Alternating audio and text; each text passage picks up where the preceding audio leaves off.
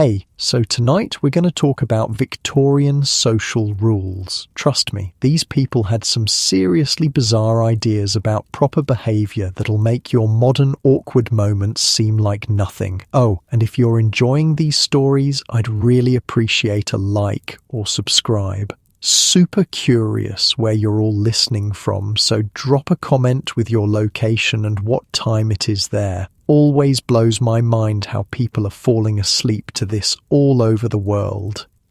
All right, let's head back to Victorian England. Trust me, it's going to be quite a ride. So congratulations, you just woke up in London sometime around 1850. Your eyes blink open to find yourself in a narrow iron bed frame, not the memory foam mattress you're used to. This one's stuffed with horsehair, slightly prickly, slightly lumpy.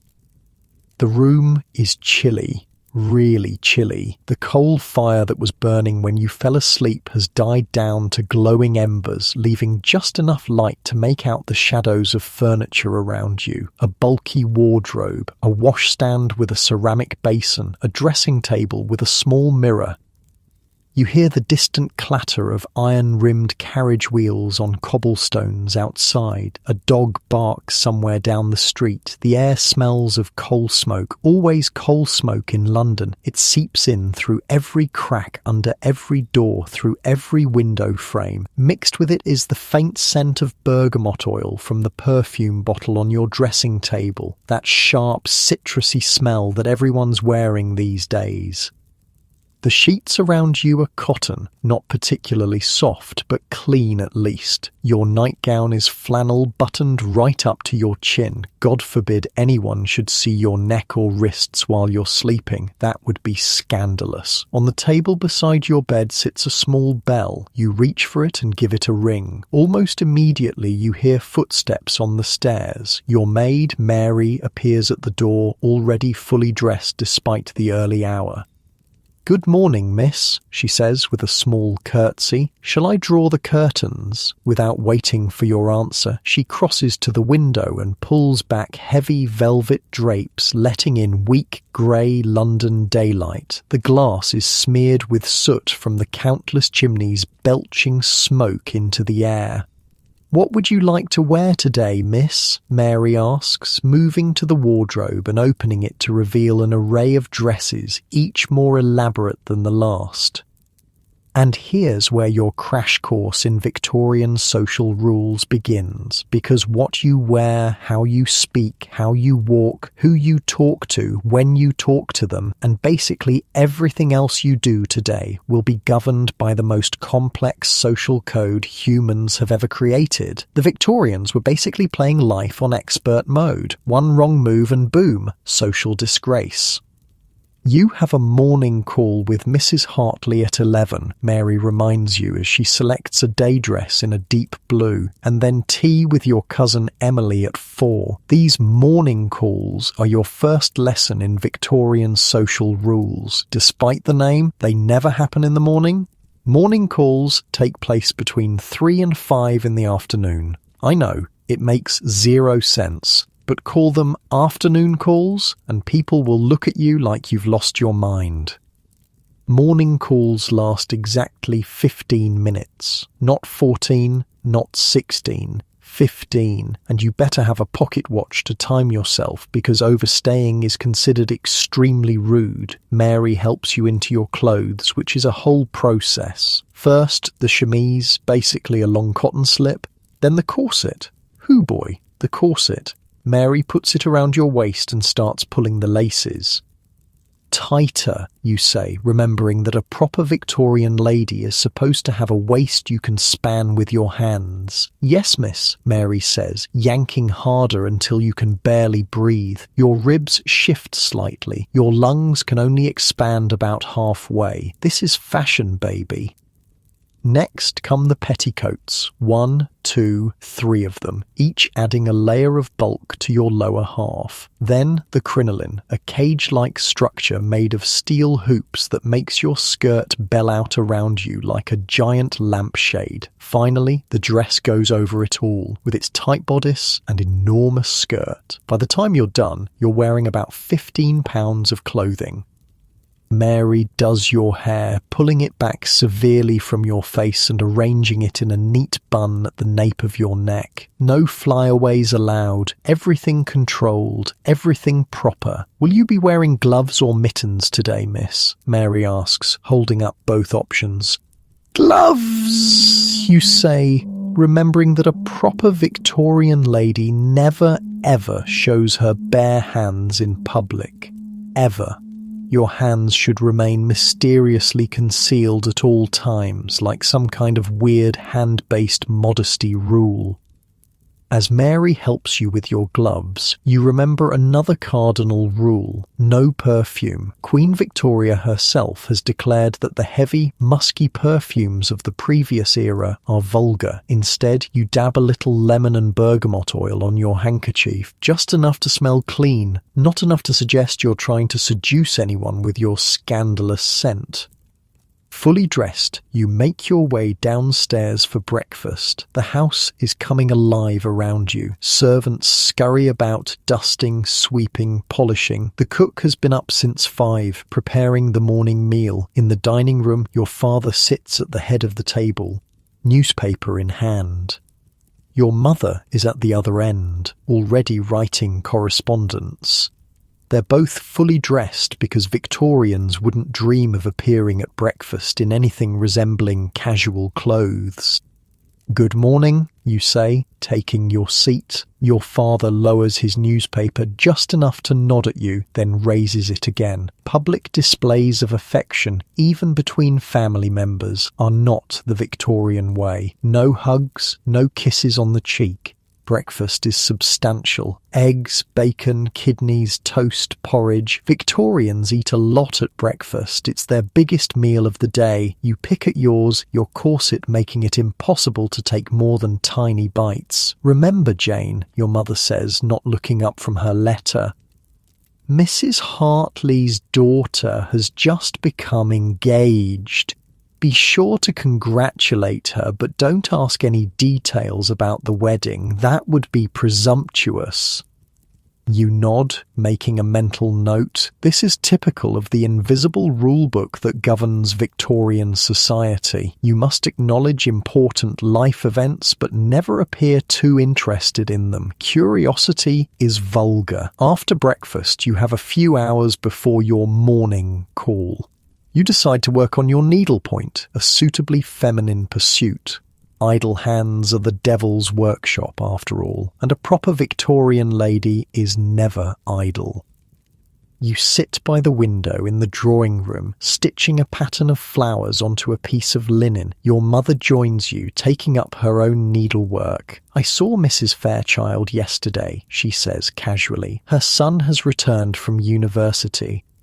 You keep your eyes on your stitching, even though your heart beats a little faster. Thomas Fairchild. You danced with him at a ball last season before he went away to Oxford. He had kind eyes and didn't step on your feet, which puts him ahead of most of the young men you've danced with. How nice, you say, your voice carefully neutral. She mentioned he asked after you. Your mother continues, watching your reaction closely. You feel your cheeks warm, but keep your expression composed. Did he? That's very civil of him. Your mother smiles slightly, satisfied with your restrained response. Showing too much interest in a young man would be improper. The game of Victorian courtship is all about pretending you're not playing it. At precisely 11:15, you put on your bonnet, gloves and cloak and set out with your mother for Mrs. Hartley's house. You carry a small card case containing your visiting cards, little pieces of paper with your name printed on them. These are essential to the ritual of morning calls. Mrs. Hartley lives just a few streets away, but walking too quickly would be unladylike. You adopt the proper Victorian lady's pace. Small steps, back straight, eyes modestly downcast. Your enormous skirt swings as you walk, occasionally threatening to knock over small children or dogs who get too close.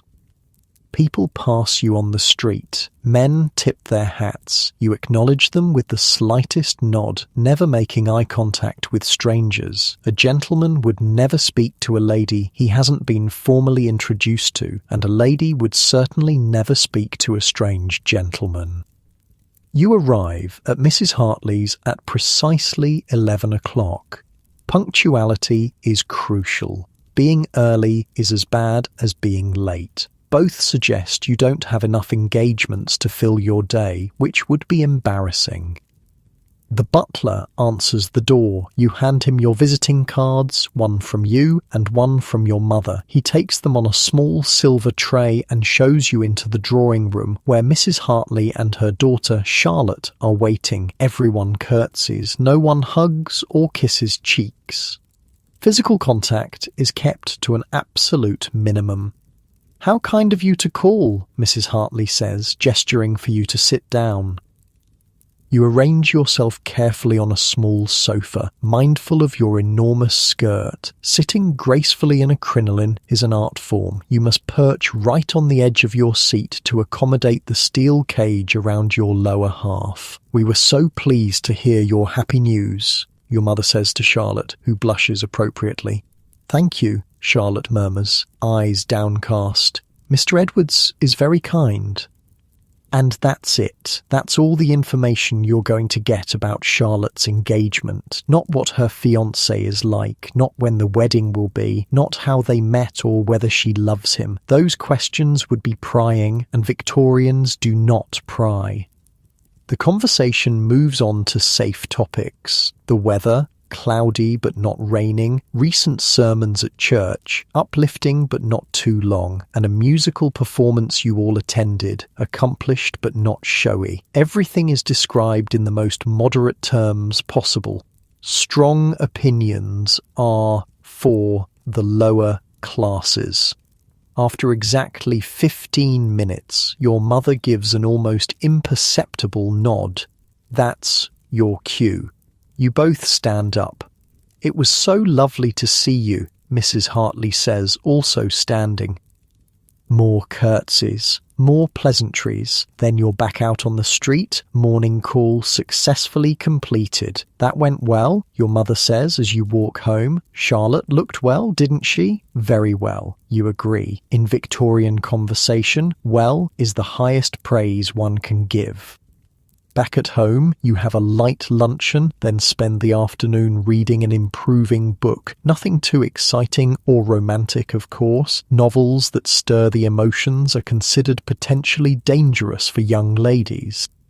At 4 o'clock, you have tea with your cousin Emily, who comes to your house. The ritual is similar to the morning call, but slightly less formal since Emily is family. You still maintain perfect posture, still speak in measured tones about appropriate subjects, still avoid anything that might be considered gossip.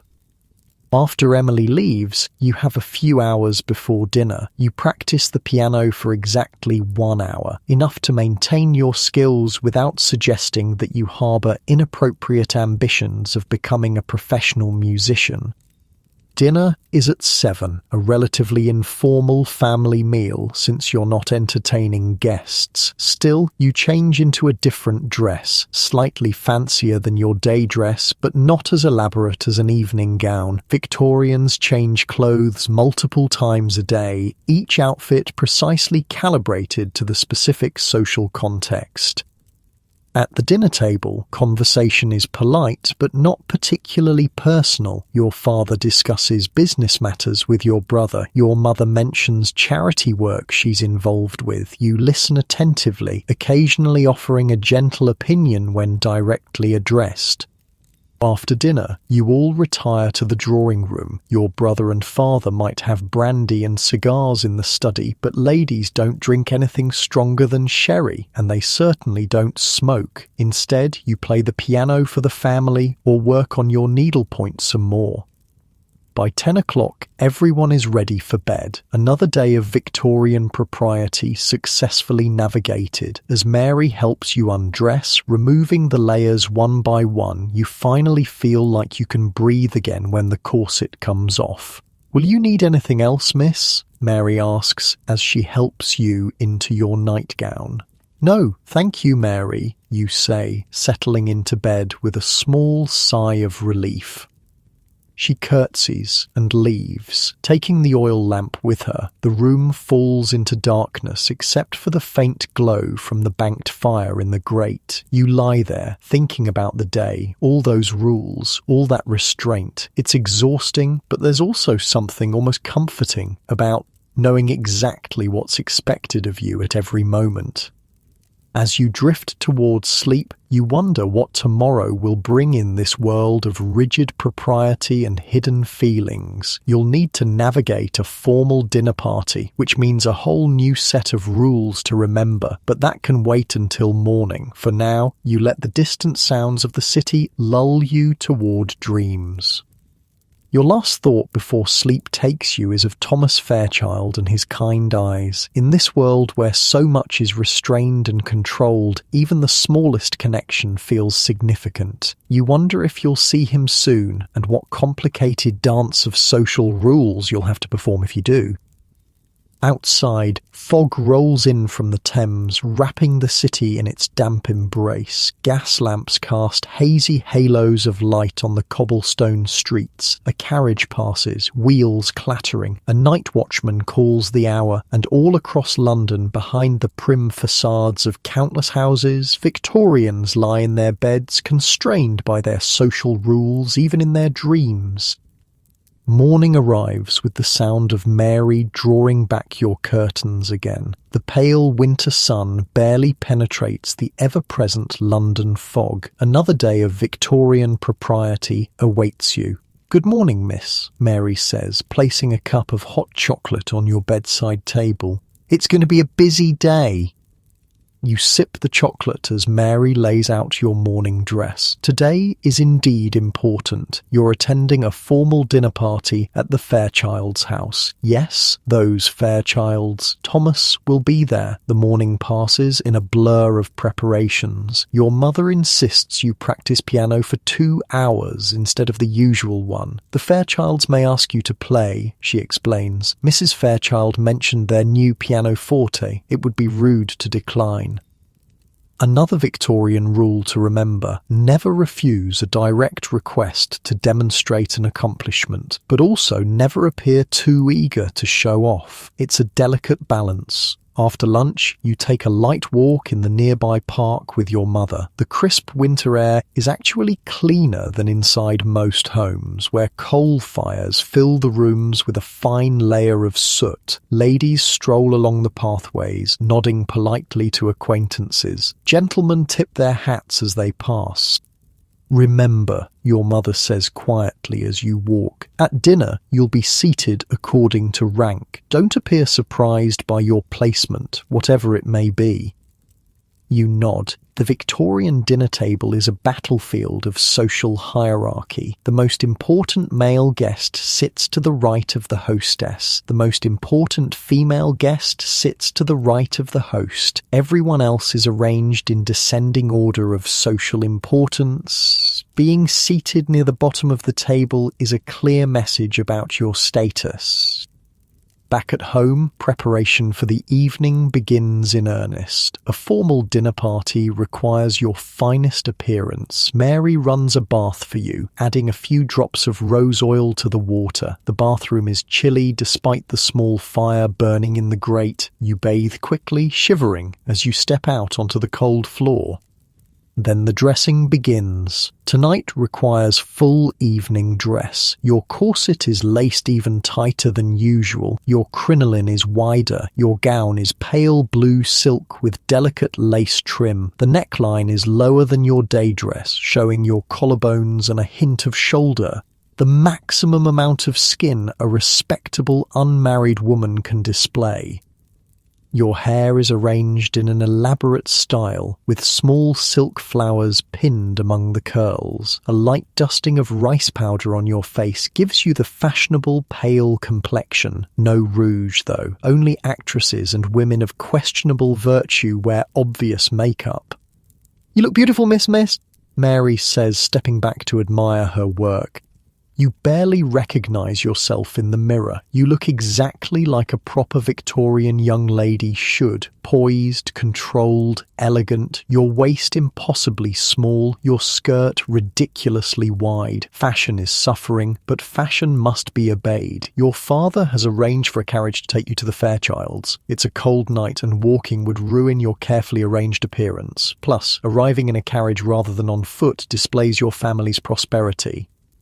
The carriage pulls up outside a large townhouse on one of London's most fashionable streets. Lights blaze from every window. A footman in livery opens the carriage door and helps you step down. Inside, the house is warm and bright. Gaslighting, the latest modern convenience, illuminates the entrance hall. A maid takes your cloak, revealing your evening finery. The butler announces your family as you enter the drawing room, Mr. and Mrs. Wilson and Miss Jane Wilson. All heads turn. You feel your cheeks warm, but keep your expression composed as you make your curtsies to Mr. and Mrs. Fairchild. And there, standing beside his mother, is Thomas. He's taller than you remember, his evening clothes emphasizing his broad shoulders. He bows perfectly, not too deep, which would seem obsequious, but not too shallow, which would be disrespectful. "Miss Wilson," he says, his voice deeper than you recall. "How pleasant to see you again." "Mr. Fairchild," you reply, your voice carefully modulated. "I trust Oxford agrees with you." The smallest of smiles crosses his face. "It does, thank you, though London has attractions that Oxford cannot claim." Is he flirting with you? It's so hard to tell with Victorian men. Their compliments are buried under layers of propriety. More guests arrive. The drawing room fills with the murmur of polite conversation. Everyone stands. Sitting before dinner would suggest eagerness to eat, which would be vulgar. You notice Charlotte Hartley and her fiancé, Mr. Edwards, across the room. They stand a respectable distance apart. No touching, no meaningful glances. To the casual observer, they might not even be engaged. When all the guests have arrived, the butler announces that dinner is served. Now comes the complex choreography of entering the dining room. The host, Mr. Fairchild, offers his arm to the highest-ranking female guest. The highest-ranking male guest offers his arm to the hostess. Everyone else pairs off according to status, forming a procession into the dining room. You find yourself paired with a middle-aged gentleman you've never met before. Thomas, you notice, is escorting an elderly lady with an elaborate turban of fabric on her head. The dining room dazzles with crystal, silver, and candlelight. The table gleams with polished silver and fine china. Each place setting has an intimidating array of utensils: fish forks, soup spoons, dessert spoons, multiple knives, and more. Using the wrong utensil would be a social catastrophe. You're seated about halfway down the table, not at the bottom, which is encouraging, but not near the top either. Thomas is on the opposite side, several seats away. During a Victorian dinner, you primarily converse with the gentleman seated to your left and right, never across the table. The gentleman to your right turns to you. "I understand you're acquainted with my nephew, Miss Wilson. Charles Pembroke. I believe you danced at Lady Hamilton's ball last season." You search your memory. Yes, you did dance with a Mr. Pembroke. He stepped on your feet 3 times and talked exclusively about his horse. "Yes, indeed," you say pleasantly. "Mr. Pembroke is an accomplished dancer, a small white lie in the service of social harmony." The dinner progresses through multiple courses: soup, fish, meat, game, dessert, each with its own set of serving rituals and appropriate utensils. You carefully take small bites, chewing quietly. A lady is never seen to eat heartily, even if she's starving. Conversation around the table is carefully balanced between interesting and inoffensive. Politics, religion, money, and anything personal are strictly avoided. Instead, people discuss recent theatrical performances, exhibitions at the Royal Academy, the weather, and travels to acceptable destinations like Italy or France.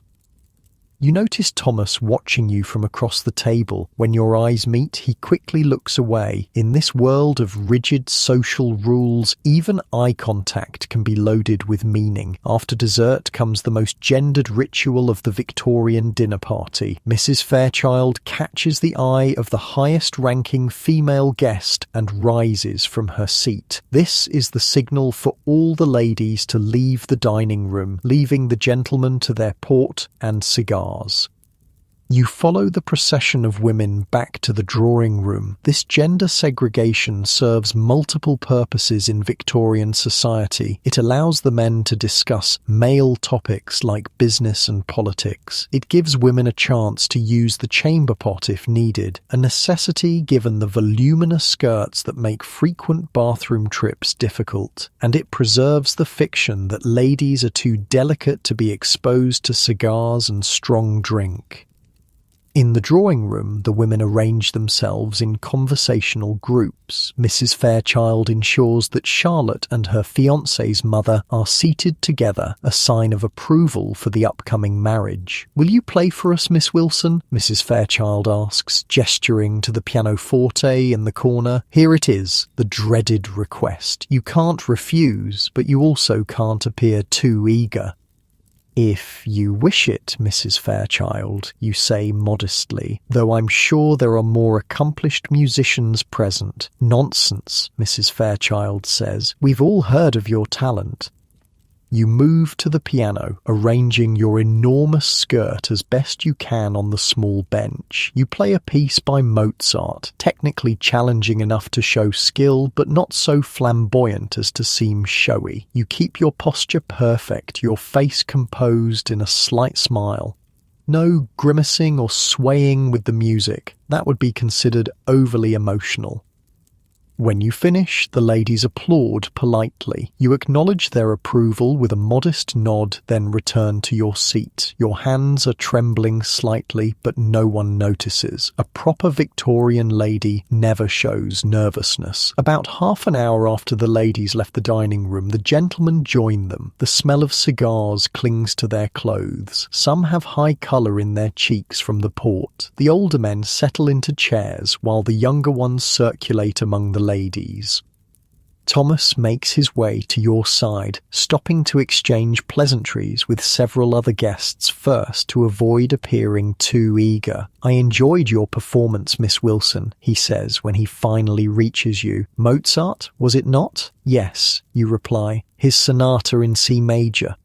"You play with great feeling," he says, then adds quickly, "but appropriate restraint, of course."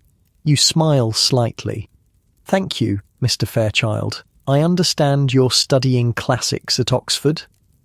And so begins the Victorian version of flirtation, a carefully controlled conversation about impersonal topics with real meaning hidden between the lines. You discuss books, nothing too romantic, music, nothing too passionate, and art, nothing too avant-garde.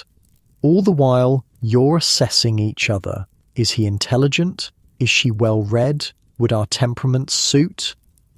You notice Mrs. Fairchild watching you both with a satisfied expression. Mothers are the primary architects of Victorian matches. No doubt she invited your family tonight specifically to throw you and Thomas together. After what seems like only a few minutes, but is actually nearly half an hour, Thomas reluctantly excuses himself. "I should speak with Miss Hartley and offer my congratulations on her engagement," he says.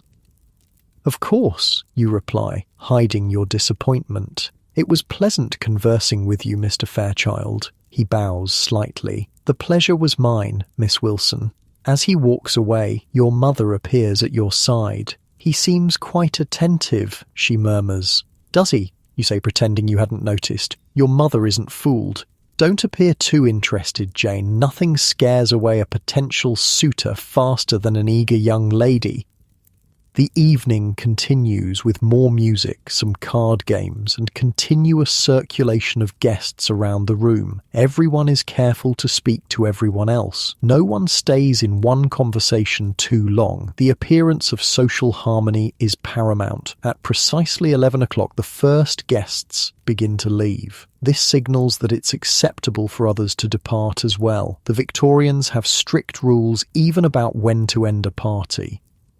Your father catches your mother's eye and she nods slightly. Time to go. You make your farewells to the hosts, thanking them properly for their hospitality. Thomas is nearby and bows to you one last time. "Until we meet again, Miss Wilson," he says softly. "Good evening, Mr. Fairchild," you reply, your voice giving away nothing of your inner thoughts. Outside, your carriage is waiting. As you settle into the seat, you finally allow yourself a small sigh of relief. The evening went well, no social missteps, and Thomas seemed genuinely interested in you. A successful evening, your father declares as the carriage pulls away. This is high praise from him. Indeed, your mother agrees. Mrs. Fairchild mentioned they're hosting a small musical evening next week. We're to receive an invitation. Your heart beats a little faster. Another opportunity to see Thomas. Back at home, Mary helps you undress, carefully hanging up your evening gown and putting away your jewellery. Your hair, so elaborately arranged, tumbles down your back as she removes the pins. "Did you enjoy yourself, miss?" Mary asks as she brushes out your hair. "It was a pleasant evening," you say, maintaining your composure even with your lady's maid. Servants observe everything and gossip among themselves. Any show of excitement about Thomas might reach his household through the servants' network. When Mary leaves, you sit at your dressing table for a moment, looking at your reflection. Behind your composed expression, your mind is racing. Did Thomas really seek you out specifically? What did his mother's watchful gaze mean? Will he call on you, or must you wait to meet again at the musical evening? Dating in the Victorian era is like playing chess while blindfolded. Every move matters, but half the time you don't even know you're making a move, and the stakes are high. Your entire future happiness depends on making a good match. You move to the window, pulling back the curtain slightly to look out at the foggy London night. Gas lamps create halos of light in the mist. A lone hansom cab clatters past on the cobblestones. Somewhere out there, Thomas Fairchild is perhaps thinking of you too, but in this world of rigid propriety and hidden feelings, who can tell? You'll have to wait and see what the next social encounter brings and what new rules you'll need to navigate. Your next encounter with Thomas Fairchild comes sooner than expected, the very next day, in fact. You're reading in the front parlour, half-heartedly turning pages of a suitably improving book about botany when Mary appears at the door. "Mr. Thomas Fairchild is here, miss," she announces. "He's asking if you and your mother are receiving visitors." Your heart jumps, but your face remains perfectly composed. "Please tell him we are, Mary, and inform my mother. A proper Victorian young lady is never, ever left alone with a gentleman caller. Your mother must be present for the entire visit. Even stepping out of the room for a minute would be scandalous." Mary curtsies and disappears. You have about 30 seconds to prepare yourself. You check your hair in the small mirror above the fireplace, straighten your posture, and pick up your book again, arranging yourself to look naturally occupied when he enters. The door opens, and there's Thomas, looking even more handsome in daylight. His formal morning clothes fit him perfectly. Dark coat, perfectly tied cravat, polished boots. He's carrying his top hat and gloves. A gentleman always removes his hat indoors, but keeps his gloves on until seated. "Miss Wilson," he says, bowing. "I hope I find you well today." "Quite well, thank you, Mr. Fairchild," you reply, setting your book aside and gesturing to a chair. "Please, be seated. My mother will join us momentarily." Thomas sits, finally removing his gloves and placing them inside his hat. This is the Victorian equivalent of getting comfortable. "I enjoyed the evening at your parents' home last night," you say, keeping your tone pleasant but not overly warm. "As did I," he replies. "My mother was particularly impressed with your musical performance." Before you can respond, your mother enters the room. Thomas immediately stands. A gentleman always rises when a lady enters. "Mr. Fairchild," your mother says, smiling. "What a pleasant surprise." Thomas bows again. "Mrs. Wilson, I hope I'm not calling at an inconvenient time." "Not at all," your mother assures him, taking a seat on the sofa beside you. Now the real dance begins.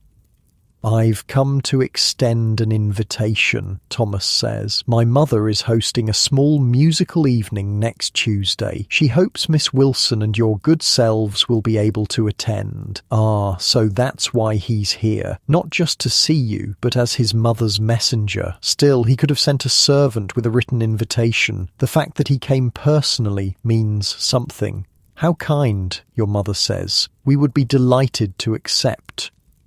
"Excellent," Thomas says, his eyes flickering to you. "My mother also mentioned she would be grateful if Miss Wilson might consider performing. Your rendition of Mozart last night was much admired." Now you understand completely. Mrs. Fairchild wants to show you off to her friends. You're being evaluated as a potential daughter-in-law.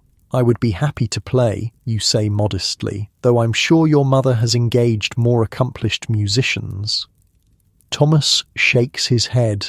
"None that I'm aware of. Your talent would be the highlight of the evening." Is he actually complimenting you directly? That's borderline scandalous in Victorian terms. Your mother smoothly steps in. "My daughter practices diligently, Mr. Fairchild. We're grateful for the opportunity to share the fruits of her hard work."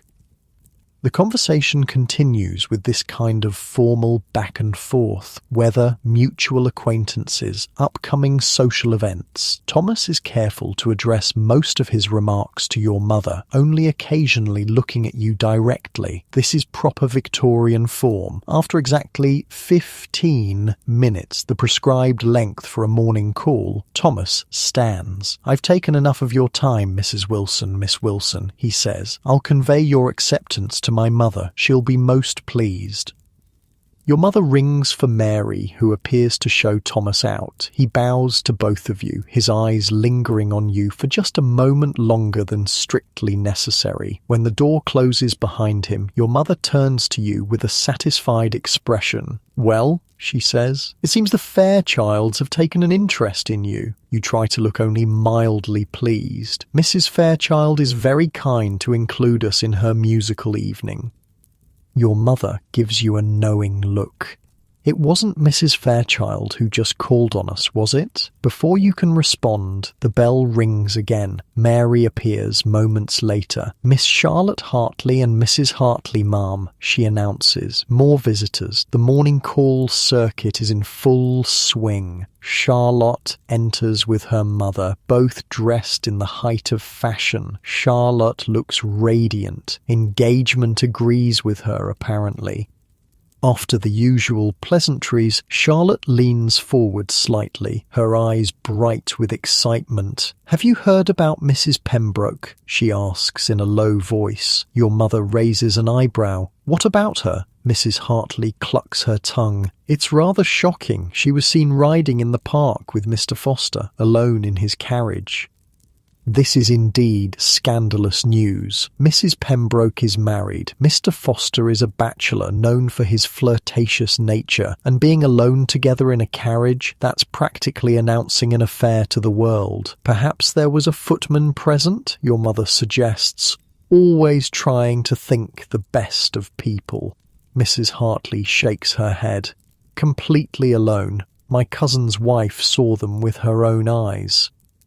This is how reputations are destroyed in Victorian London. One indiscreet carriage ride, a few gossiping tongues, and a woman can become a social outcast. Men have more leeway. Mr. Foster might face some disapproving looks at his club, but nothing more. The double standard is alive and well in 1850. The conversation turns to Charlotte's wedding plans, which are progressing nicely. She'll be married in 3 months. Her trousseau is being prepared. The wedding breakfast will be at the Hartleys' home after the church ceremony. Watching Charlotte's genuine happiness, you feel a twinge of... not jealousy exactly, but anticipation. Will this be you soon, planning a wedding to Thomas Fairchild? Or is that reading too much into a simple social call? After the Hartleys leave, you have barely an hour before your next commitment, a charity committee meeting at the vicarage. Victorian ladies of means are expected to engage in good works, organising relief for the poor and sick. It's considered an appropriate outlet for feminine energy and compassion. The meeting is tedious but necessary. You and a dozen other women from good families discuss winter blankets for the poor, soup kitchens and clothing donations. The vicar's wife takes notes and assigns tasks. You volunteer to collect used clothing from several households. It's a respectable activity that will allow you to make morning calls with a purpose. After the meeting, you walk home with 2 other young ladies who live nearby. The conversation turns inevitably to engagements and potential matches. Did you hear that Thomas Fairchild is back from Oxford? One of them, Emma Parker, asks casually, too casually. Yes, I believe I heard that, you say, keeping your voice neutral despite the sudden tightness in your chest. Emma has always been interested in Thomas. My mother says Mrs. Fairchild is hosting a musical evening next week, Emma continues. We've been invited. Will you be attending? Yes, we received an invitation as well, you reply, not mentioning that Thomas delivered it personally. Emma's smile tightens slightly. How lovely. Perhaps you'll play for us. You're so accomplished at the piano. Mrs. Fairchild did request a performance, you admit. Emma's other friend, Sarah, joins in. Thomas always did appreciate music. I remember him turning pages for the pianist at the Johnsons' ball last season. The implication is clear. Both these young ladies consider Thomas Fairchild a potential match for themselves. The competition for eligible bachelors is fierce in Victorian London, especially one as handsome and well-positioned as Thomas. By the time you arrive home, you're exhausted from maintaining your composed facade. The constant vigilance required by Victorian social rules is draining. Every word, every glance, every gesture must be carefully controlled. You have just enough time to change for dinner, another dress, another style of hair, before joining your family at the table. Tonight, it's just the 4 of you. Your parents, your brother James, and yourself. James is in high spirits. He's been at his club all day, mixing with other young gentlemen of good family. The gender divide in Victorian society gives him freedoms you can only dream of. He can come and go as he pleases, engage in sports, discuss politics and business, even travel alone. I saw Thomas Fairchild at the club today, James mentions casually as he cuts into his roast beef. You keep your eyes on your plate, taking a small, ladylike bite of potato. Did you? Your father says. Good family, the Fairchilds. Old money, solid reputation. Thomas mentioned he called here today, James continues, glancing at you, to deliver an invitation to some musical thing his mother's organising. Yes, he was here this morning, your mother confirms. Very proper young man. James grins. He asked quite a few questions about you, Jane. You look up, unable to hide your interest. Did he? Wanted to know if you enjoy riding, what books you read, whether you're interested in art exhibitions, that sort of thing. This is significant. Thomas is gathering information about you, trying to determine if your interests align with his. It's the Victorian equivalent of checking your dating profile. Your mother shoots James a warning look, silently telling him not to tease you, but you can see she's pleased. A match with the Fairchild family would be advantageous. Thomas is the eldest son, set to inherit his father's banking business and considerable fortune, and he seems genuinely nice, which is a bonus not all Victorian brides get. After dinner, you retire to the drawing room while James and your father enjoy their port and cigars in the study. Another evening of needlework and quiet conversation with your mother. If Thomas Fairchild continues to show interest, your mother says as she threads her needle, we should consider your wardrobe. That blue silk evening gown is lovely, but you'll need something new for the musical evening. This is your mother's way of saying she approves of Thomas as a potential suitor. New dresses aren't commissioned lightly, given their expense. Perhaps the dressmaker could come tomorrow, you suggest, trying to sound only mildly interested. Your mother nods. I'll send a note in the morning. The next few days pass in a blur of preparations for the musical evening. The dressmaker creates a new gown in pale green silk that complements your eyes. You practice piano for hours each day, selecting a piece that's beautiful but not too showy. Mendelssohn's Song Without Words. On the morning of the musical evening, an unexpected package arrives for you. Mary brings it to your room, a small box wrapped in brown paper. This just came for you, miss, she says, delivered by the Fairchild's footman. Your hands tremble slightly as you unwrap it. Inside is a small volume of poetry, Tennyson's latest collection. A small card accompanies it with a brief message in a strong masculine hand. Miss Wilson, I thought you might enjoy these verses. The one marked on page 43 reminded me of your playing. Respectfully, T. Fairchild.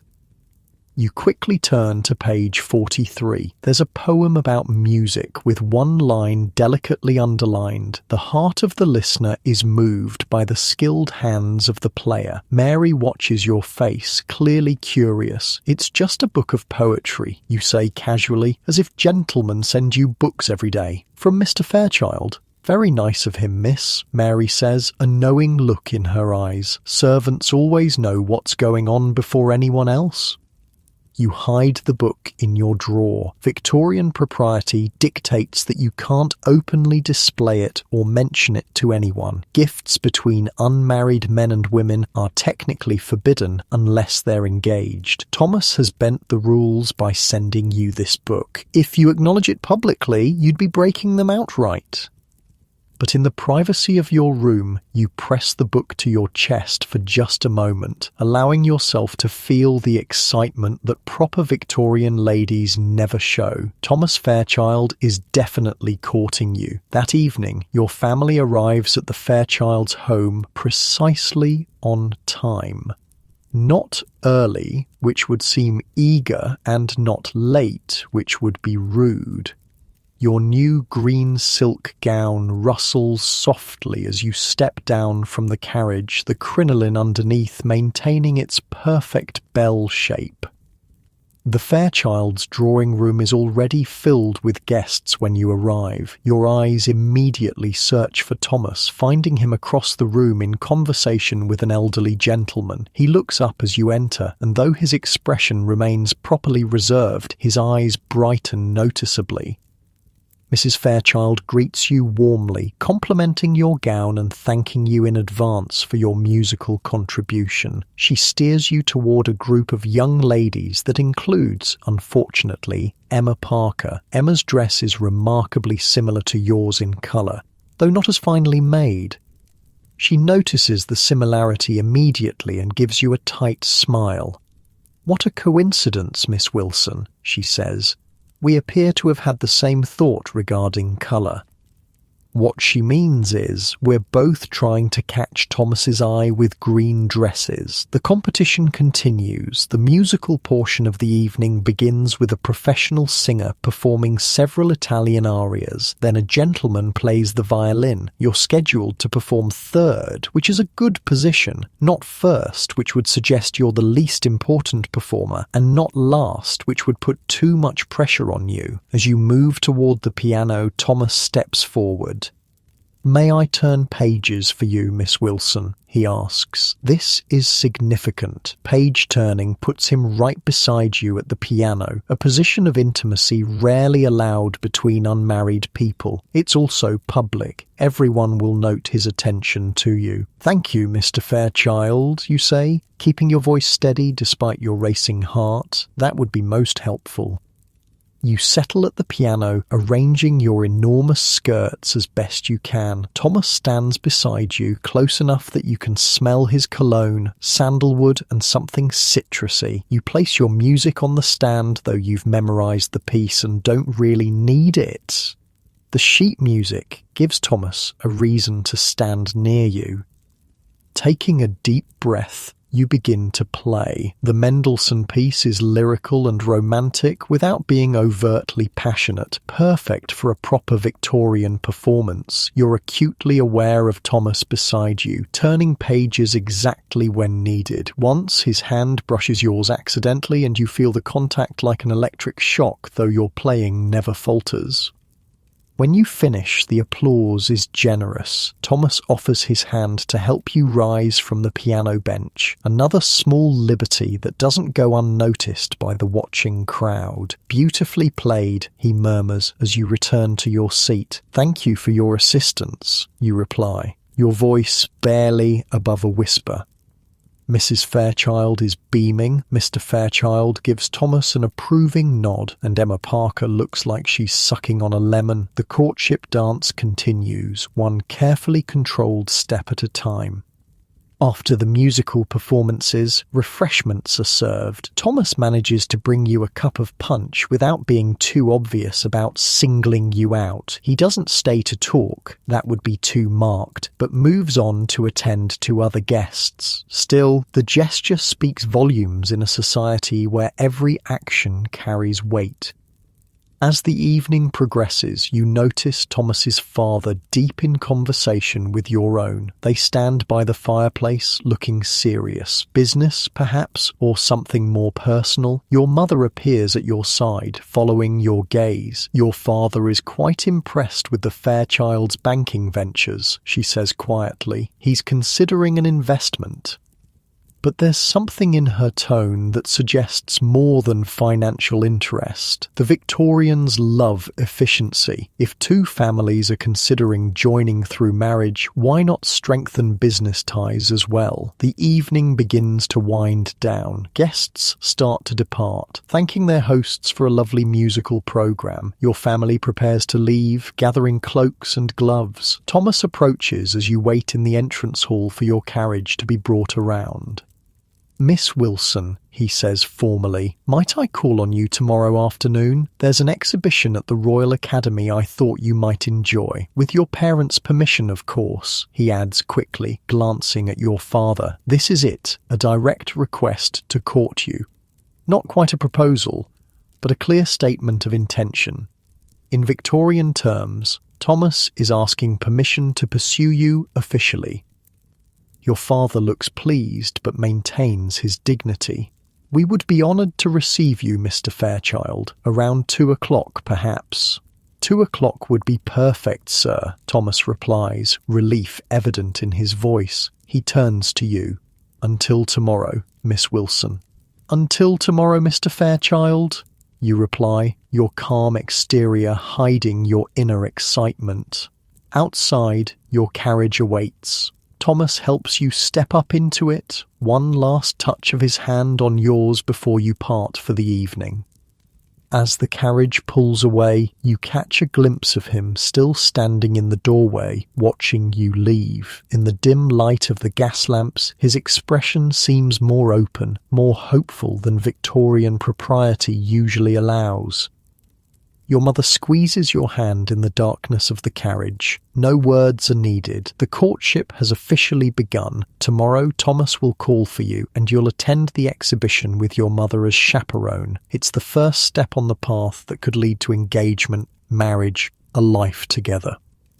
For now, though, you simply savour the memory of his hand on yours, his eyes meeting yours across the piano, the poetry book hidden in your drawer. In the restrictive world of Victorian society, these small moments are as thrilling as the most passionate declarations in other eras. The London night passes by outside the carriage windows. Gas lamps cast pools of yellow light on the foggy streets. Somewhere in the distance, a clock strikes midnight. Another day of navigating Victorian social rules is coming to an end, but tomorrow promises new challenges and new possibilities with Thomas Fairchild. The following day dawns bright and clear, a rarity in London's normally foggy winter. Perhaps even the weather approves of your budding relationship with Thomas Fairchild. You wake earlier than usual, too excited to sleep, despite knowing that proper Victorian ladies never show eagerness. Mary helps you dress in a walking outfit suitable for an art exhibition, a day dress in deep burgundy wool with a matching pelisse and bonnet. The outfit is fashionable, but not flashy. Appropriate for a young lady of good family being courted by a respectable gentleman. "You look lovely, miss," Mary says as she secures your bonnet with pins, "if you don't mind my saying so." "Thank you, Mary," you reply, examining your reflection. The burgundy colour brings a flattering warmth to your complexion. You hope Thomas will approve. Downstairs you find your mother already in the drawing room, dressed for her role as chaperone. A proper Victorian courtship requires constant supervision. You and Thomas will never be alone together until after you're married, if that's where this courtship leads. "Remember," your mother says as you wait for Thomas to arrive, "enthusiasm is unbecoming in a young lady. Mr. Fairchild should feel he's earning your regard, not that it's being freely given." You nod, though privately you think Victorian courtship rules are exhausting. So much hiding of true feelings, so much pretending not to care when you do. But the rules must be followed if you want to maintain your reputation and make a good match. At precisely 2 o'clock the doorbell rings. Thomas is punctual, another mark in his favour. The butler shows him into the drawing room, where he bows to both you and your mother. "Mrs. Wilson, Miss Wilson," he says, "I trust you're both well today?" "Quite well, thank you, Mr. Fairchild," your mother responds. "It's a fine day for an exhibition." "Indeed," Thomas agrees. "The carriage is waiting whenever you're ready." Thomas has brought his family's carriage, a handsome vehicle with the Fairchild crest on the door, a clear statement of his family's prosperity and his serious intentions toward you. In Victorian society, every detail communicates something. The three of you settle into the carriage, you and your mother on one seat, Thomas facing you on the other. As the carriage begins to move, you catch Thomas looking at you, admiration clear in his eyes despite his composed expression. "That colour suits you very well, Miss Wilson," he says, then adds quickly, "As Mrs. Wilson's daughter, you've clearly inherited her excellent taste." The compliment is directed partly to your mother to avoid seeming too forward. Thomas knows the rules of the game. "You're very kind, Mr. Fairchild," you reply, lowering your eyes modestly. The carriage makes its way through London's busy streets toward the Royal Academy. Thomas points out interesting sights along the way, addressing his comments mainly to your mother with occasional glances at you. Everything perfectly proper. At the exhibition, Thomas pays for your tickets, another statement of intention. You move through the galleries, admiring paintings of landscapes, portraits, and historical scenes. The exhibition is crowded with fashionable people, many of whom you recognise from various social events. "Miss Wilson, Mrs. Wilson," a familiar voice calls. You turn to see Emma Parker approaching with her mother. Of course, Emma wouldn't miss an opportunity to insert herself into your time with Thomas. "Miss Parker," Thomas says, bowing politely. "Mrs. Parker, what a pleasant surprise." Emma positions herself next to Thomas, commenting on a nearby painting. "Don't you think the artist has captured the light beautifully, Mr. Fairchild? It reminds me of the view from my aunt's estate in the Lake District. You must visit sometime. The landscapes are breathtaking." This is a bold move, essentially inviting Thomas to visit her family's connections. You maintain your composed expression, though internally you're rolling your eyes at her obviousness. Thomas handles the situation with perfect Victorian diplomacy. "I'm sure the Lake District is lovely, Miss Parker. At present, however, I'm committed to business in London. Miss Wilson and I were just discussing this portrait. The technique is quite remarkable." He smoothly guides you and your mother away from Emma toward another gallery, leaving Emma looking slightly put out. Score 1 for Thomas's social skills. As you move through the exhibition, you encounter several other people from your social circle. Each interaction follows the same pattern: formal greetings, polite conversation, curious glances between you and Thomas. Everyone understands what's happening. Thomas Fairchild is publicly declaring his interest in you by escorting you to the exhibition. By this time tomorrow, it will be common knowledge in your social set. After an hour of viewing art and navigating social encounters, Thomas suggests refreshments. The Academy has a small tea room where visitors can rest and converse. He finds a table for the three of you, ordering tea and small cakes. "I hope you're enjoying the exhibition, Miss Wilson," Thomas says as you wait for your tea. "Very much, Mr. Fairchild," you reply. "The new works by Mr. Turner are particularly impressive." "I thought you might appreciate them," he says, a hint of genuine pleasure breaking through his proper facade. "Your brother mentioned you enjoy painting yourself?" "Merely as an amateur," you say modestly. "A proper Victorian lady might pursue artistic hobbies, but never with professional ambitions." "I'd be interested to see your work sometime," Thomas says, then glances at your mother. "With your permission, of course, Mrs. Wilson." Your mother nods approvingly. "Jane has several watercolours in our drawing room. Perhaps you might view them on your next visit." This is significant. Your mother is explicitly inviting Thomas to call again. The courtship is progressing nicely. The tea arrives, temporarily pausing conversation. As you sip from your cup, you notice a gentleman at a nearby table watching your group with interest. He's middle-aged, expensively dressed, with a calculating expression. Something about him makes you uncomfortable. Thomas notices your slight frown. "Is everything all right, Miss Wilson?" You lower your voice. "That gentleman seems to be watching us rather intently." Thomas glances casually in the direction you indicated, then his expression darkens slightly. "Ah, Lord Barrington, don't concern yourself, Miss Wilson, but your mother has also noticed the man." "Lord Barrington," she says quietly. "I wasn't aware he had returned to London society." There's something in her tone that piques your curiosity. "Do you know him, Mother?" Your mother and Thomas exchange a look that suggests they both know something you don't.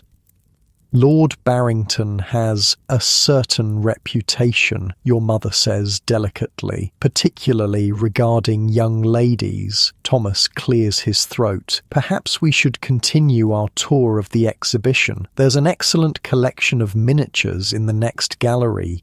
As you stand to leave, Lord Barrington also rises and approaches your table. Thomas immediately steps slightly in front of you, a subtle but clear protective gesture. "Fairchild," Lord Barrington says with a slight bow. "Mrs. Wilson, and this must be the lovely Miss Wilson I've heard so much about." His eyes linger on you in a way that makes your skin crawl. This isn't the respectful gaze of a gentleman, but something more predatory. Thomas's voice is perfectly polite but noticeably cooler. "Lord Barrington, I wasn't aware you were back in London." Just returned from the continent, Lord Barrington replies, his eyes still on you. Paris has its charms, but I find London's young ladies incomparable. Perhaps Miss Wilson would honour me with an introduction. This puts your mother in an awkward position. Social rules dictate that introductions should be made when requested, but Lord Barrington's reputation makes him an unsuitable acquaintance for an unmarried young lady. Your mother handles it with perfect Victorian diplomacy. I'm afraid we're just leaving, Lord Barrington. Perhaps another time. It's a polite rebuff, but a rebuff nonetheless. Lord Barrington's smile tightens, but he can't press the issue without appearing rude. Of course, he says smoothly. Another time. As you leave the tea room, Thomas places himself between you and Lord Barrington, his body language protective without being improper. Once you're safely in another gallery, he speaks in a low voice to your mother. I apologise for that encounter, Mrs. Wilson. Had I known Lord Barrington would be present, I would have suggested a different outing. Your mother shakes her head. You couldn't have known, Mr. Fairchild. I'm grateful for your quick thinking. You're burning with curiosity about Lord Barrington and his apparently questionable reputation, but proper Victorian ladies don't ask direct questions about scandalous matters. You'll have to wait until you're alone with your mother to inquire further. The rest of the exhibition passes without incident, though you notice Thomas is more attentive than before, staying close by your side as you move through the galleries. It's rather nice to be protected, even if the threat was merely social rather than physical. When it's time to leave, Thomas escorts you and your mother back to the carriage. As you settle into your seat, he says, I hope the encounter with Lord Barrington didn't spoil your enjoyment of the exhibition, Miss Wilson. Not at all, Mr. Fairchild, you assure him. The art was far too impressive to be overshadowed by a brief social awkwardness. Thomas looks relieved. I'm glad to hear it. He hesitates, then adds, I should mention, Lord Barrington is not received in the best houses in London. His behaviour toward young ladies has been less than honourable. This is as close as a Victorian gentleman can come to warning you about a potential predator. The details are left vague to protect your supposedly delicate sensibilities, but the message is clear. Stay away from Lord Barrington. The carriage returns you home, where Thomas helps you and your mother down to the pavement. At your front door, he bows formally. Thank you for a most enjoyable afternoon, Mrs. Wilson, Miss Wilson, he says. Might I call again tomorrow? There's a matter I'd like to discuss with Mr. Wilson, if he's available. Your heart skips. A matter to discuss with your father. This could only mean one thing in Victorian courtship. Thomas wants to ask permission to pay formal addresses to you, the step before an official engagement. Your mother maintains her composure better than you. I believe my husband will be at home tomorrow afternoon, Mr. Fairchild. Around 3 o'clock would be convenient. 3 o'clock it is, Thomas confirms. His eyes meet yours briefly, and for a moment his proper mask slips, revealing genuine emotion. Until tomorrow, Miss Wilson. Until tomorrow, Mr. Fairchild, you reply, your voice steadier than you feel. Inside the house, your mother waits until the door is firmly closed before allowing herself a small smile of triumph. Well, she says, I believe Mr. Fairchild intends to speak with your father tomorrow about his intentions toward you. You nod, not trusting yourself to speak without revealing too much excitement, still unbecoming in a proper Victorian young lady.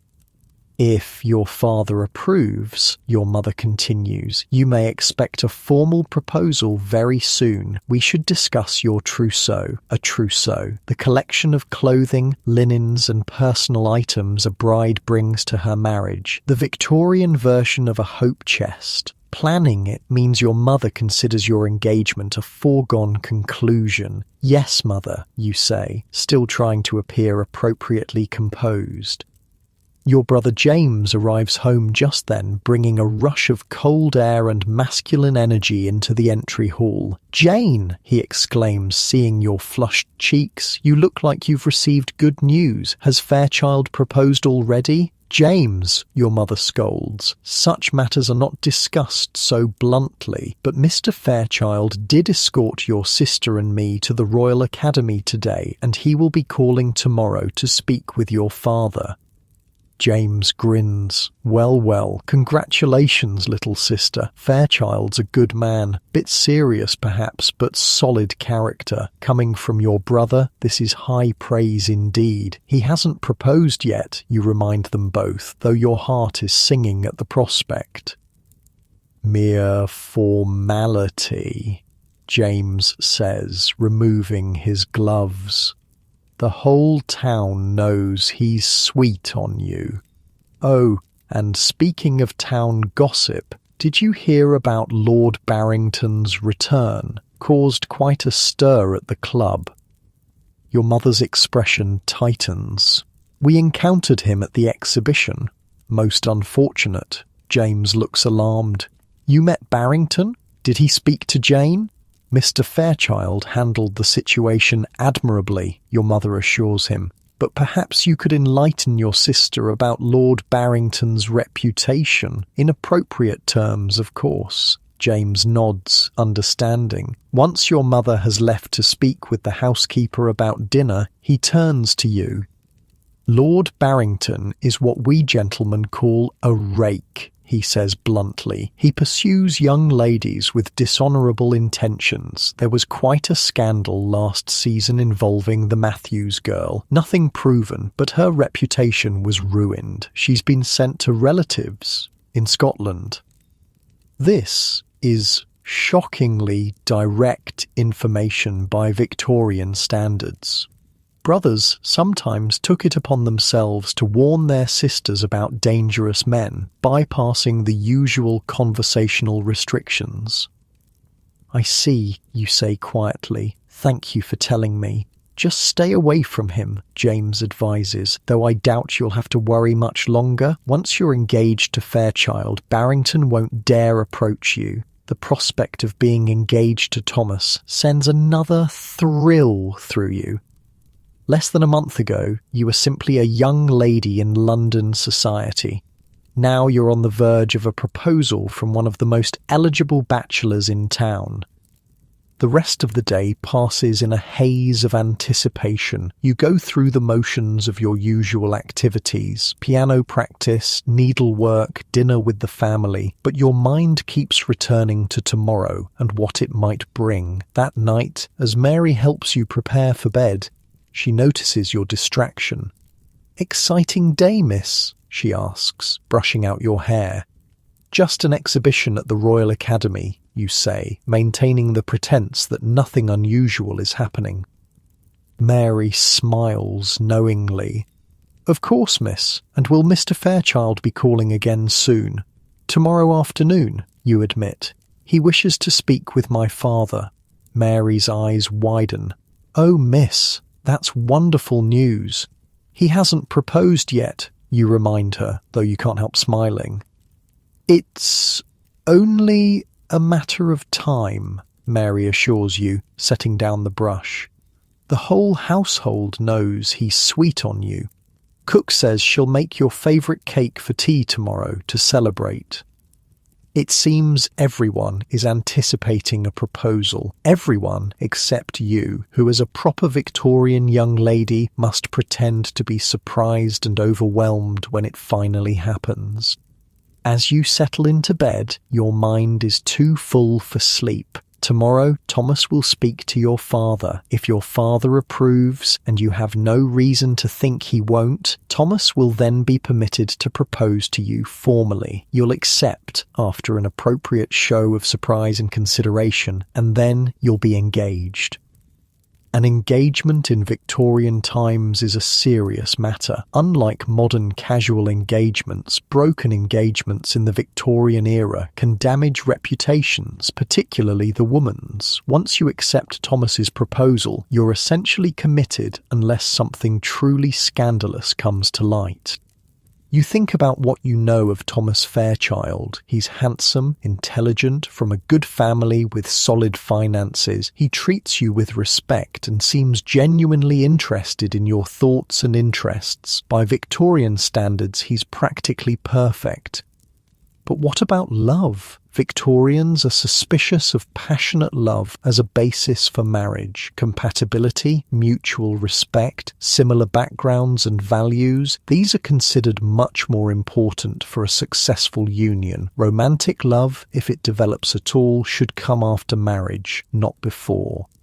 Still, you can't help hoping that what you feel for Thomas, the quickening of your pulse when he enters a room, the warmth that spreads through you when he looks at you, might be the beginning of something deeper than just suitable compatibility.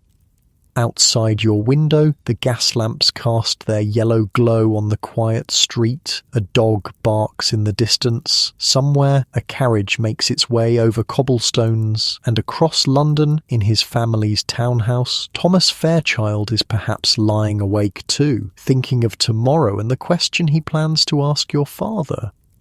Morning comes too soon and not soon enough. You dress with extra care in a morning dress of pale blue. Thomas once mentioned he admired the colour. Mary arranges your hair in a style that softens your features while still appearing properly restrained. Your father works from home this morning, an unusual occurrence that confirms he's expecting Thomas's visit. He sits in his study, reviewing papers, but you notice he's wearing his best waistcoat and has a fresh flower in his buttonhole.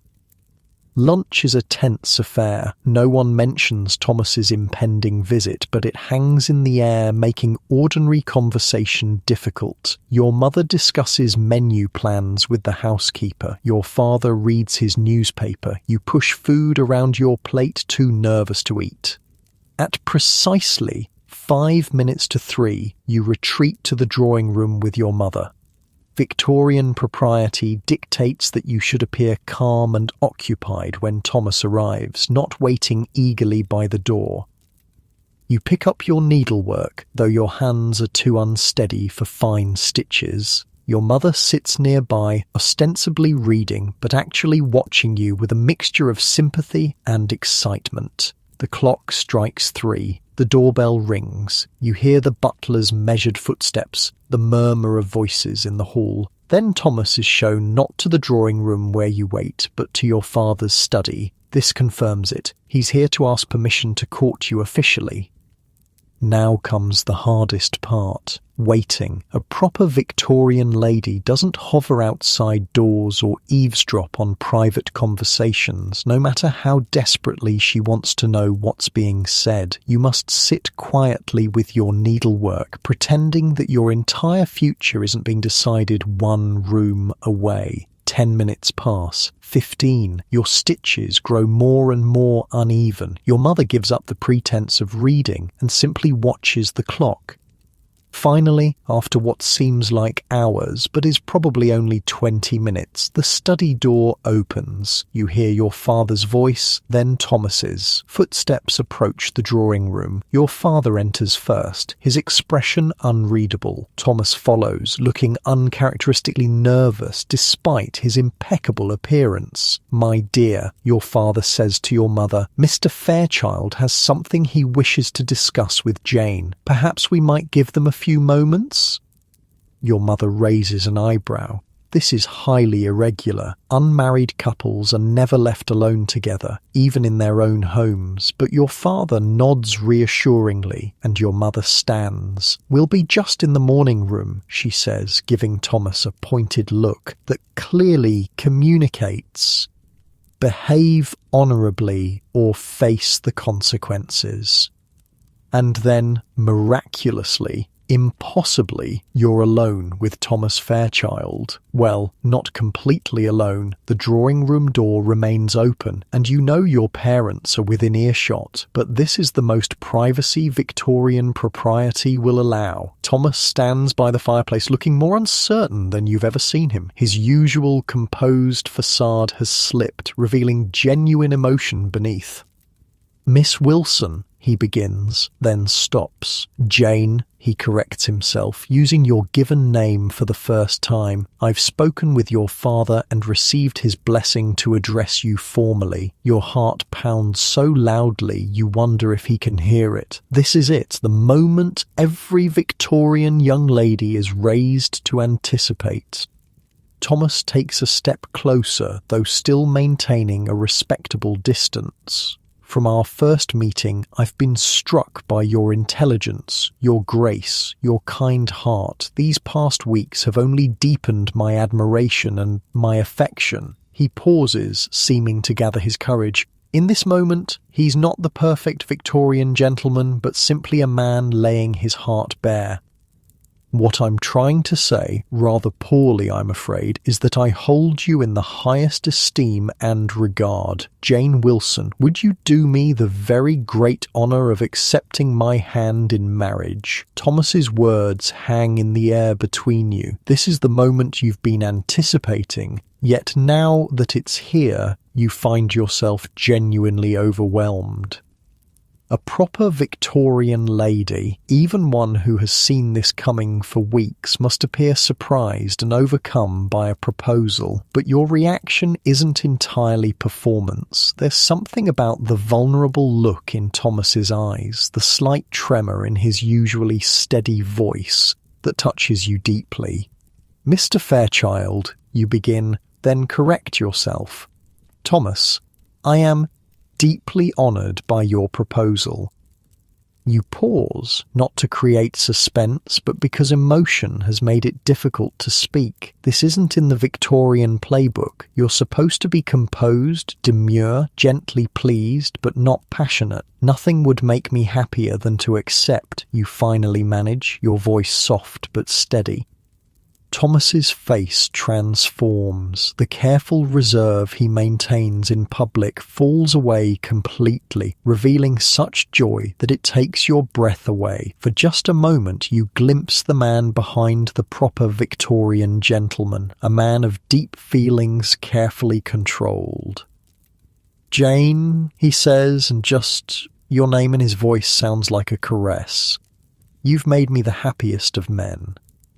He takes a step forward, then stops, remembering propriety. Even now, engaged to be married, Victorian rules prevent any physical contact beyond perhaps holding hands, and even that would be pushing boundaries. May I? He asks, extending his hand. You place your hand in his, feeling the warmth of his skin against yours. Such a simple touch, yet in your heavily chaperoned world, it feels shockingly intimate.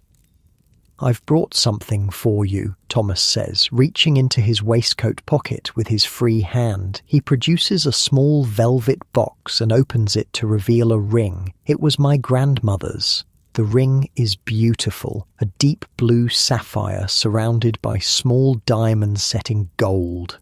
Not as ostentatious as some modern engagement rings, but elegant and clearly valuable. It's lovely, you say as he slips it onto your finger. The weight of it feels strange, but not unwelcome. This visible symbol of your engagement will announce your new status to society before you speak a word. The moment is interrupted by the sound of footsteps. Your parents, having given you as much privacy as Victorian propriety allows, return to the drawing room. Thomas immediately steps back to a respectable distance, though his eyes remain on you. Well, your father asks, looking between you. Miss Wilson has done me the great honour of accepting my proposal, sir, Thomas says formally. Your mother's face lights up with genuine pleasure. How wonderful! We must have champagne to celebrate. The butler is summoned, champagne is poured, and toasts are made to the happy couple. Through it all, you remain in a daze. The speed of Victorian courtship is disorienting. Just weeks ago, Thomas was merely an acquaintance. Now he's your fiancé, your future husband. We should discuss dates, your father says once the initial celebrations have settled. And settlements, of course. Ah, yes, the practical side of Victorian marriage. Romance is all well and good, but marriage is also a financial arrangement. Your father and Thomas will negotiate your marriage settlement, essentially a contract specifying what money and property you bring to the marriage and what will happen to it afterward. My solicitor has drawn up some preliminary papers, Thomas says, all business now. I'd be happy to review them with you tomorrow, sir. Excellent, your father approves. And as for the wedding date, I was thinking perhaps 3 months hence, Thomas suggests. Enough time for proper preparations, but not so long a wait as to be trying. Is that a hint of impatience in his voice? A suggestion that he's eager to begin your life together? The thought sends a small thrill through you. 3 months seems appropriate, your mother agrees. Long enough for a proper trousseau to be prepared, but not so long that society might gossip, because that's another Victorian rule. Engagements shouldn't be too short, suggesting impropriety or necessity, or too long, suggesting reluctance or problems. 3 months is just right. Thomas stays for dinner, his first meal as your official fiancé. The conversation flows easily, with a new warmth between your families. Plans are made, dates discussed, futures envisioned. Through it all, you catch Thomas watching you with an expression of wonder, as if he can't quite believe his good fortune. When he finally leaves, he bows over your hand, holding it perhaps a moment longer than strictly proper. "Until tomorrow, Jane," he says softly. "Until tomorrow, Thomas," you reply, enjoying the newness of his given name on your lips. The next 3 months pass in a whirlwind of preparations. Your engagement is announced in the newspapers. Congratulatory calls and cards pour in. Your mother and Mrs. Fairchild meet frequently to plan the wedding breakfast and coordinate other details. Your days fill with fittings for your trousseau, the extensive wardrobe a bride brings to her marriage, morning dresses, afternoon dresses, evening gowns, walking outfits, riding habits, nightgowns, dressing gowns, undergarments, gloves, bonnets, shoes, shawls. Everything a well-dressed Victorian wife might need for at least the first year of marriage.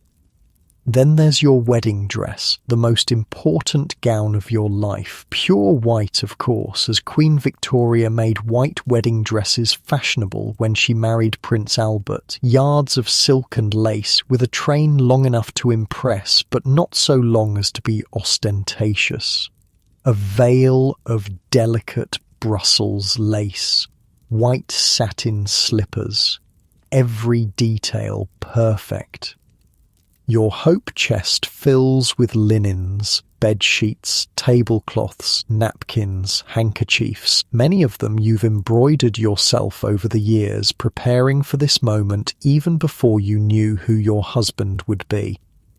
Between preparations, you see Thomas regularly but never alone. Victorian propriety means that even engaged couples are chaperoned. You take walks in the park with your mother following discreetly behind. You attend dinner parties and balls together, but always in public view. You exchange letters, the only private communication allowed, in which you gradually share more of yourselves than social settings permit. In these letters, you discover a depth to Thomas that his public persona barely hints at. He writes of his hopes for your future together, his admiration for your mind, his desire to be a husband worthy of you. Nothing improper, nothing that couldn't be read aloud in company, but sincere and increasingly affectionate. 2 weeks before the wedding, the Fairchilds host a dinner party for both families. It's a chance for extended relatives to meet before the ceremony. Your aunts, uncles and cousins size up Thomas's family and vice versa. The dinner is a success. Both families are well-mannered, prosperous and respectable. No embarrassing relatives to cause concern. "Your cousin Emily seems taken with my cousin William," Thomas murmurs to you during a moment when others are distracted. Perhaps another match in the making? You follow his gaze to where Emily is laughing at something William has said. Perhaps, you agree, they would suit well. "Not as well as we do," Thomas says, his voice low and warm. Such a simple statement, yet it sends colour rushing to your cheeks. Even now, weeks into your engagement, his direct attention can fluster you. A proper Victorian lady isn't supposed to show such transparent reactions, but Thomas seems pleased rather than scandalised by your blush. The final week before the wedding is a blur of last-minute arrangements. Your wedding gifts are displayed in the drawing room. Silver services, crystal decanters, fine china, ornate clocks and vases. Guests come to admire them and offer their congratulations yet again. The night before your wedding, your mother comes to your bedroom as Mary brushes your hair for the last time in your childhood home. Tomorrow, you'll move into the Fairchild's townhouse, where you and Thomas will have your own suite of rooms. "I wanted to speak with you," your mother says, dismissing Mary with a nod. "About tomorrow night." This is it. The Victorian version of the talk. Proper young ladies are kept so innocent that many go to their wedding nights with only the vaguest idea of what to expect. Your mother, progressive for her time, believes you should have at least some preparation. "Marriage brings physical intimacies," she begins awkwardly. "It is a wife's duty to submit to her husband's needs. It may be uncomfortable at first, but a lady endures with dignity."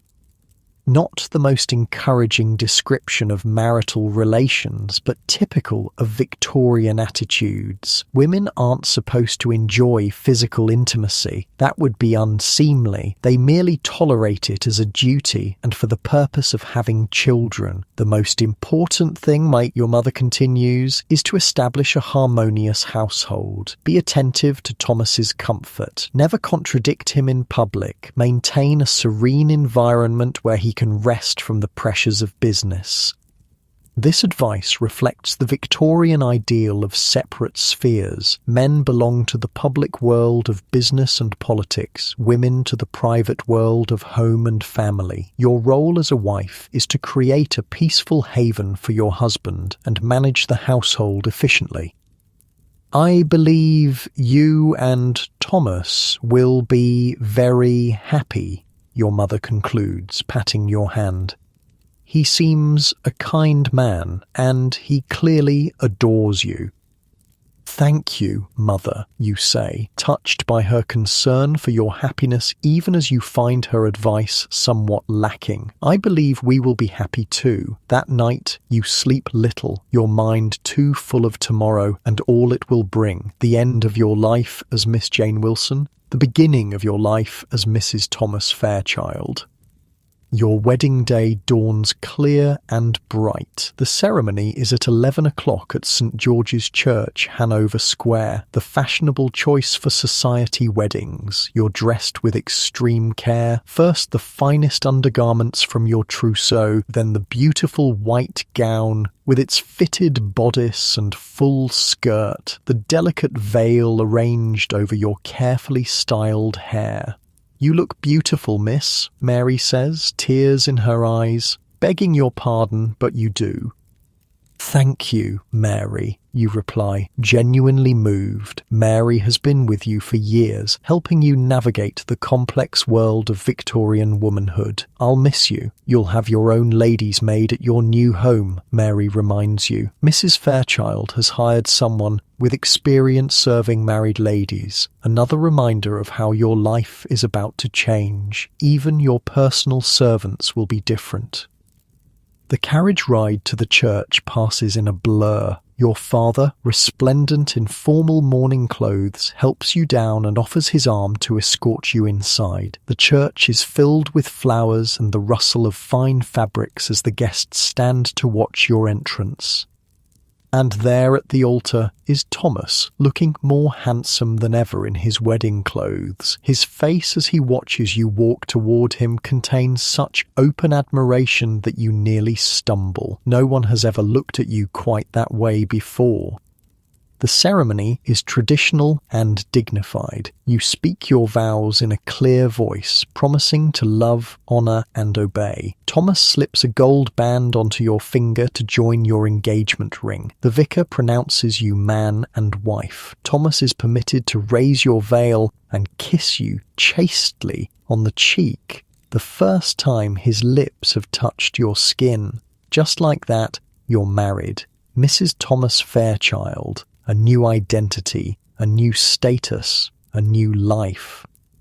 The wedding breakfast that follows is elegant but not ostentatious. Your parents have spent generously but not extravagantly, a fine line in Victorian society where showing off wealth is considered vulgar. Champagne flows, delicate foods are served, speeches are made. You sit beside Thomas at the head table, still somewhat dazed by the morning's events. "Are you happy, Jane?" Thomas asks quietly during a moment when others are distracted by the cake being cut.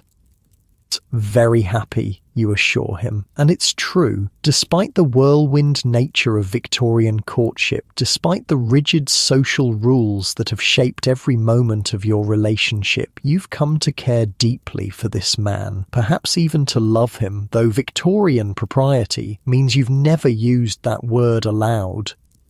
After the breakfast, you change from your wedding gown into a smart travelling outfit. You and Thomas will spend 2 weeks at his family's country estate in Kent, a modest honeymoon by modern standards, but typical for the time.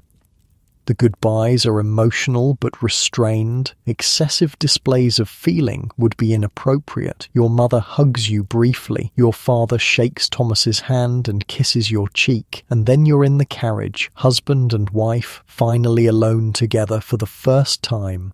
Thomas takes your hand, his thumb gently caressing your palm. "Well, Mrs. Fairchild," he says, his voice warm with affection, "shall we begin our adventure?" You smile, a genuine smile without the restraint Victorian society usually demands. "Yes," you say simply. "Let's." The carriage pulls away, taking you toward your new life. Behind you, wedding guests throw rice and flower petals for luck and fertility. Ahead lies the unknown territory of marriage, its challenges, its joys, its intimate discoveries.